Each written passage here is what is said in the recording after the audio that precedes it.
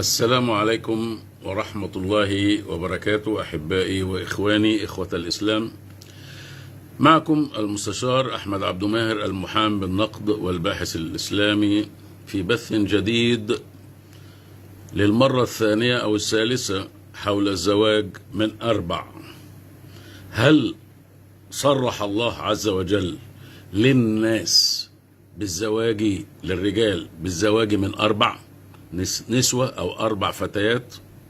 هل أنا النهاردة في هذه السن وقد تعدت زوجتي السن الكبير من حقي أن أتزوج عليها فتاة صغيرة عندها 25-30 سنة كده، أو حتى فتاة أو سيدة كبيرة عندها 50 ولا حاجة ولا 60؟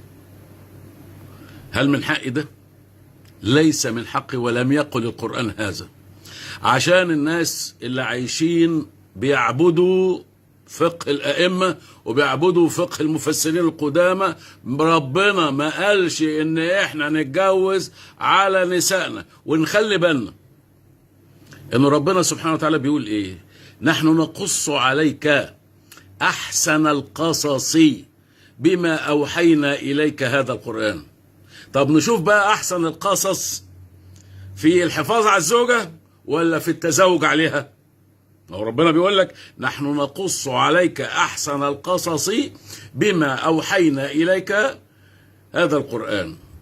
طيب نشوف بقى أحسن القصص في موضوع الزوجة واللي ما بتخلفش بالذات، عشان في ناس يقول لك أصل لو الزوجة ما بتخلفش. طيب يا سيدي، الزوجة ما بتخلفش، شوف بقى أحسن القصص في الزوجة اللي ما بتخلفش. ربنا بيقول إيه؟ كافها، دي سورة مريم عشان ما حدش يفتكر، في أولها كده أحرف مقطعة. كافها يا عين صاد، ذكر رحمة ربك عبده زكريا إذ نادى ربه نداء خفيا. مش عايز حد يسمعه، ها؟ إذ نادى ربه نداء إيه؟ نداء خفيا. سيدنا زكريا بيدعو ربنا نداء خفيا. عايز إيه يا زكريا؟ قال ربي إني وهن العظم مني واشتعل الرأس شيبة، زي حالاتي كده، ولم أكن بدعائك رب شقيا. أنا بدعيك لحد ما عجزت ولحد ما شعري شاب. أنا بدعوك لحد ما أنا عجزت ووهن العظم مني وراسي كلها بقت شعر أشيب. واشتعل الرأس شيبة ولم أكن بدعائك رب شقيا. أنا عمري ما أنا بثق في الدعاء ليك، هفضل أدعيك برضه.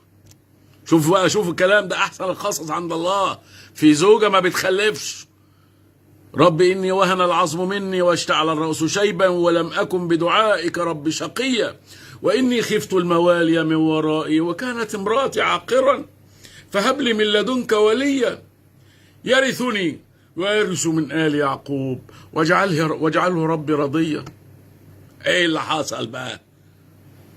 يا زكريا، ربنا نداه يا زكريا إنا نبشرك بغلام اسمه يحيى لم نجعل له من قبل سميا. محدش قبل كده تسمى يحيى. يبقى إذن استجابة الله لواحد بيدعي من ورا مراته وصابر ومتمسك بيها وما اتجوزش عليها، وهو ده أحسن القصص عند الله. يبقى نيجي بقى لموضوع التعدد. يقول لك فانكحوا ما طاب لكم من النساء مثنى وثلاث ورباع، وتلاقيه كده يحرك شلاضيم وكده ويفتكر نفسه انه بيتكلم صح. يعني هو ايه اللي فانكحوا؟ الفاء دي بتاعت فانكحوا، قبل الفاء في ايه؟ فانكحوا ايه قبلها؟ ايه في ايه؟ ما في كانتش في حاجه. يعني معلش، يعني خدوا كلامي وانا بتكلم كده تحسوا ان انا عصبي، بس عشان عجزت. يعني ربنا بيقول ايه في القرآن؟ بيقول وإن خفتم ألا تقسطوا في اليتامى. يبقى بيتكلم على مين؟ على اليتامى. وتقسط، خلي بالك، القسط غير العدل، عشان انا عارف ان انتوا فاهمين ان القسط هو العدل والعدل هو القسط، وفي ناس بقى من فوقها يقول لك اصل القسط ده تمام العدل، ولا هو فاهم حاجه اصلا. يعني ايه القسط تمام العدل؟ يعني ايه يعني العدل يبقى هو العدل والقسط تمام العدل؟ تعبيط يا ابني. القسط غير العدل. العدل هو الحكم، العدل هو قرار الله عز وجل. القسط هو تنفيذ ذلك الحكم.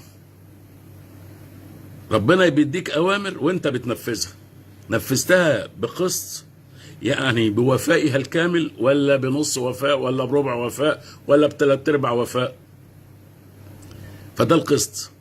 فربنا سبحانه وتعالى بيتكلم على اليتامى، ومن خفتم ألا تقسطوا في اليتامى، يعني ما انتش هتقدر توصل لليتامى حقهم من الرعاية، مش هتقدر توصل لليتامى حقهم من الرعاية. يبقى هو بيخاطب مين دلوقتي؟ بيخاطب الناس اللي عندها يتامى في ايديها. وإن أداة شرط، وإن خفتم ألا تقسطوا في اليتامى فعل الشرط. جواب الشرط ايه؟ فانكحوا ما طاب لكم من النساء مثنى وثلاث ورباع. كده على طول من لنفسي اتجوز ام الايتام، عشان برضو فسروها ايه بقى الساده المفسرين العظام قوي بتوعكم اللي انتوا شايفين بيهم طالعين بيهم السما السبعه. فسروها يقول لك وذلك ان الرجل يكون في حجره ايتام ويريد ان يتزوج من اليتيمه ليضع مالها مع ماله. ده كلام فارغ. يتجوز ايه اللي يتجوز يتيم؟ انتوا لسه برضه هتتجوزوا العيله الصغيره، لسه برضه فيكم ده. المساله وان خفتم الا تقسطوا في اليتامى فانكحوا ما طاب لكم من النساء. النساء يا سيد، البنت الصغيره دي اسمهاش النساء، اسمها فتيات، اسمها اطفال. يبقى اذا حضرتك بيتكلم عن النساء، بيتكلم على ام الايتام. اتجوز ام الايتام عشان تبقى تحت طوعي، علشان اقدر اودي للايتام حقهم، اخش اذاكر لهم، اخش اشوف علاجهم، اخد عيل اخده معايا عشان اوديه للدكتور كده. وان خفتم الا تقسطوا في اليتامى فانكحوا ما طاب لكم من النساء، يعني امهات الايتام. امال هو جايب سيره الايتام ليه؟ وعلى فكره السوره من اولها هي سوره النساء، بتتكلم على الايتام، كلها بتتكلم على الايتام. يبقى وان خفتم الا تقسطوا في اليتامى فانكحوا ما طاب لكم من النساء مثنى وثلاث ورباع وان خفتم الا تعدلوا. هنا بقى دخل في العدل. خلي بالك، هنا تقسطوا وهنا تعدلوا. خفتم الا تعدلوا في الحكم بين الزوجتين. هعمل ايه؟ هستأذن الزوجه الاولى، اقول لها يا فلانه ممكن اتجوز ام الايتام اللي انا برعاهم علشان خاطر تبقى رعايه اسره لاسره، انا وانت نرعى الاسره دي. لو قالت يبقى كده احنا هنعدل، لو قالت لا يبقى مش هنعدل ابدا ابدا اطلاقا. ولن تعدلوا بين النساء ولا حرصتم. جاي من ايه؟ ان هي مش موافقه، مش جاي لان انا ظالم، لا، جاي لان هي مش موافقه، فعمري ما هعدل. نفهم بس القرآن بصورة كلية وبصورة جزئية وبصورة موضوعية علشان نقدر نفهم مراد الرب. لذلك ربنا سبحانه وتعالى بيقول لنا ايه؟ بيقول لنا كتاب أنزلناه إليك مبارك ليدبروا آياته وليتذكر أولو الألباب. يبقى إذن المسألة إنه أنا هتجوز لرعاية أيتام. يبقى إذن التعدد في الإسلام يا إخوة يا مسيحيين، يا إخوة يا يهود، يا إخوة اللي بتعبدوا الحجر أو الشجر أو النار أو أي ملة كانت، مش مجرد صورة من صور السطو على فروج النساء، ليست صورة من صور الشهوانية، إنما هي صورة من صور الرعاية المجتمعية لمجتمع الأيتام. لمجتمع الأيتام. هيروح واحد طالع لي يقول لي طب ما في بعدها أو ما ملكت أيمانكم، ما فيهاش أيتام اهي. صح، برضه رعاية مجتمعية. ما هو ربنا بيقول وإن خفتم ألا تقسطوا في اليتامى فانكحوا ما طاب لكم من النساء مثنى وثلاث ورباع فإن خفتم ألا تعدلوا فواحدة أو ما ملكت أيمانكم. يعني أنكح ملك اليمين مع مراتي، برضه هستأذنها على فكرة.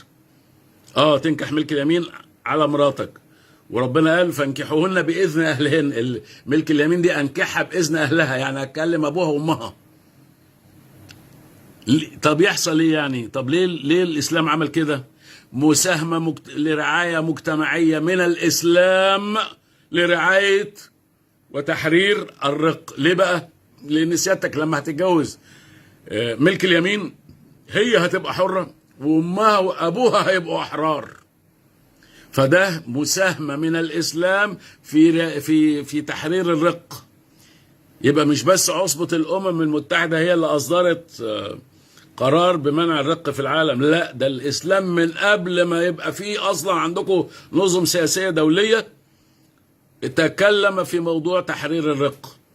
يبقى هنا رعاية مجتمعية لرعاية الأيتام، وهنا رعاية مجتمعية لتحرير الرق. ده التعدد في الإسلام. كون الفقهاء مش فاهمين، كون المفسرين العظام لهم عظام ولا حاجة، ده موضوع خطير. وبعدين انتوا بقى بتعبدوا الله بالفخامة بالضخامة. اصل ده البخاري، انت هتفهم اكتر طبعا افهم اكتر من ابو اللي خلفه البخاري. اهدى. طبعا افهم اكتر من الائمه الاربعه، طبعا افهم اكتر من الائمه المفسرين. انا وانت، مش انا بس، انا وانت وغيرنا. احنا هنا اهل التراكم العلمي والفكري اللي فهمنا الدنيا. وبعدين اللي انا بقوله ده ما خرجش بره القرآن اهو، وبقول لك ان ده لرعاية مجتمعية لمجتمع الايتام، وده رعاية مجتمعية لمجتمع العبيد والإماء وملك اليمين. طبعا ما انتوش عارفين الفرق بين العبيد والإماء وملك اليمين، انا عارف بس مش موضوعنا يعني. يبقى اذن لازم نصحح مفهومنا ونتخلص من فقه الفقهاء القدامى بتاعنا. الصغيرة تبقى في حجرك وتبقى انت عايز تتجوزها فتتجوزها، ومش عشان فلوسها تيجي لفلوس مع فلوسك، وكلام من العبيط اللهبل اللي هم بيقولوا ده. او انك تتجوز 4 وتثبت 3 والرابعة تبقى متحركة كل 4-5 اشهر كده تطلعها، وتجيب الرابعة الثانية وتجيب الرابعة الثالثة وتجيب الرابعة الخامسة، زي ما الجماعة بتوع السلفية ما بيعملوا كده. مشايخ السلفية بيعملوا كده، مش فاهمين انهم بيعملوا اسلام او بيحققوا اسلام. دول ولا بيحققوا حاجة، دول بيحققوا شهواتهم في السطو على فروج النساء.